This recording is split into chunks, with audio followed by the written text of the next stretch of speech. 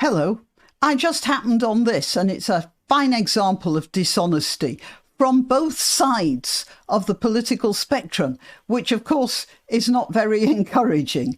And this is something I just happened on while I was drinking my morning coffee, and it's Rattlesnake TV. I haven't seen the whole video, and it's nearly 20 minutes long, and I've no intention of seeing it. Ultra woke feminist gets absolutely roasted by comedian is a dishonest headline. This is described as a comedian, and this is described as an ultra woke feminist. Well, she is a comedian. Now, the fact that Rattlesnake TV doesn't find her funny is neither here nor there. She obviously appeals to some people. I'm not sure she'd appeal to me. Look, Norman Wisdom never appealed to me. I never found him funny. My mother thought he was hilarious. But I wouldn't call him not a comedian.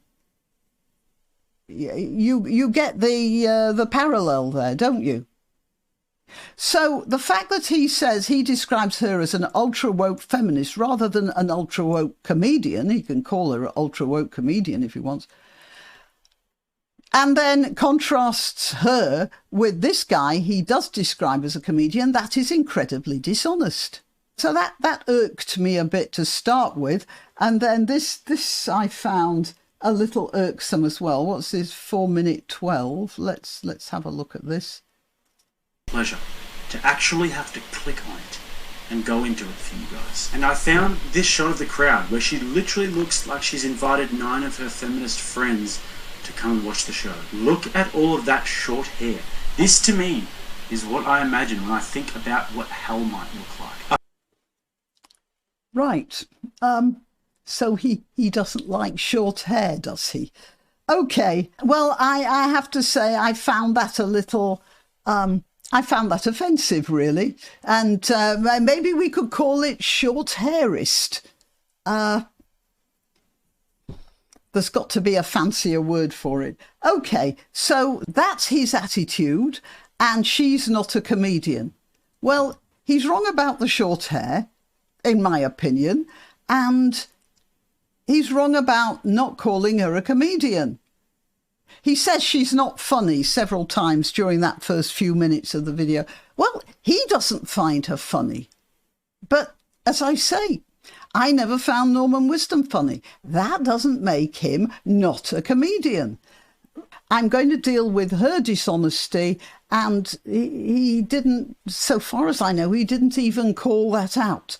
But before I do, I'll tell you, I'm Graniopteryx. I'm on YouTube, Rumble, BitChute and Minds. I'm also on Twitter and Gab, where I let you know when I've uploaded new videos. All the links are in the description, including links to donation sites if you want to use them. But if you don't, that's all right. Just click that like button. That's really quite useful. And apparently, according to YouTube, that helps the algorithm. Just click that like button. All right, let's get on with this. This is her dishonesty. And this is at minute 55 seconds. Now, Kate, we'll start with you. We mentioned you. You're a comedian, obviously. Is it ever right to censor a performance? Oh, just a minute. I'm just looking at the interviewer. The first thing she says is, "You're a comedian, obviously." So she's being dishonest as well. That is, she's laying the ground for the discussion without just letting this person speak for herself. So everybody's being dishonest here. Well, I think that it's kind of misleading here to suggest that what has happened in this case is a question of censorship. There are lots of comedy clubs, many of which I play at, that have a behavioural agreement in place. One of my favourite clubs in London, and they have a document which they ask comedians to sign, which says don't be racist, don't be sexist, don't be homophobic. And, you know, the vast majority of comedians go, well, I never would anyway, so it's absolutely trivial for me to sign this document. And to be honest, if you have to stop and go, what, you know, What? They're asking me not to be sexist? How could they? I find it weird that we're presenting this as though somebody's being censored. The fact is that by agreeing to come on your show, I've agreed not to swear on air, and if I didn't want to do that, I could have not come on your show, and, you know, your other guests are bound by the same thing. The idea that... Right. She appears to be quite articulate, so I'm assuming she's intelligent. But she either is not intelligent enough to see this, or she is very dishonest. What is she not seeing? She said that people are not allowed to swear on air and they have to sign a document saying they won't do it. But it's all right for them to sign a document saying they're not going to be racist, sexist or homophobic in their comedy routine. And she doesn't see the difference.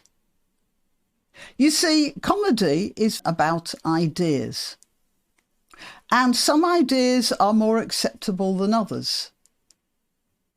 But you have a room full of people and you will get some people who won't take offence at a certain set of words, and you'll get other people who will take incredible offence. I was in a comedy venue once, and one of the comedians made a joke about homeless people, I don't know what, carrying bags or something. And it wasn't a very sympathetic comment he made. But the way he put it was quite amusing. You might say it made you think about homelessness than the way he put it. But somebody at the back of the hall took tremendous offence at that, started shouting at him from the back of the hall about making fun of homeless people. This was quite a few years ago. That guy would never have mentioned homeless people now, because that's one thing you don't talk about, even though there are homeless people, and perhaps sometimes it might be worthwhile reminding ourselves of that. And therein lies the problem. The Overton window moves all the time. And the problem is that comedians start to get so frightened they keep on moving the window themselves. Now, swearing is different. Swear words very rarely change. There is no Overton window with that. A swear word, when you address it to the public, is like a punch straight in their faces. It's an offence straight away. It's not about an idea. Generally speaking, it's about your inability to be articulate enough to describe a situation using general words, and you have to use an offensive epithet or some sort of a verbal punch to convey how you feel about something. There is a lot of difference between giving your ideas in a comedy routine and shoving your hand into somebody's face, your verbal fist into somebody's face. She seems unable to understand the difference there. Now, I don't know whether she can or she can't, but I suspect she can. She's just being dishonest. So this whole video is a whole set of dishonesty from both sides of the political spectrum. In fact, probably the only person being honest is that guy there. Right, well, yeah. What do you think? Till next time.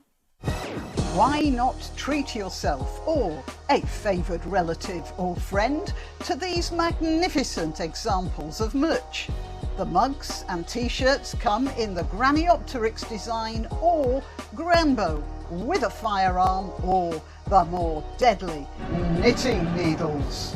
Go to www.graniopteryx.com and whatever platform you're watching this on, please click like, subscribe and share.